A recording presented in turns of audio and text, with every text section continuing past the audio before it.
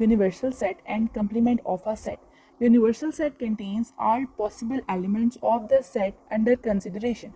For example, if we are taking a set A that is 4, 5, 6 and another set B that is 3, 6, 9, then the universal set should be U equals to 1, 2, 3 up to 10 because it contains all the elements of A as well as of B.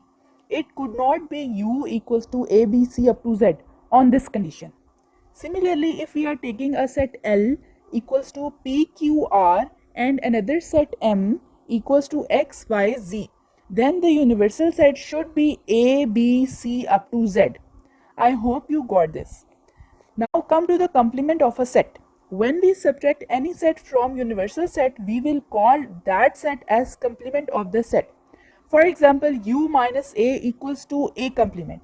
We can write it as A, C and A dash. How to take a complement? Let's say we have A equals to 4, 5, 6 and U equals to 1, 2, 3 up to 10. Then A complement equals to U minus A is equals to 1, 2, 3 up to 10 minus 4, 5, 6. It becomes 1, 2, 3, 7, 8, 9, 10. Means all the element of U except A will be the answer of our complement.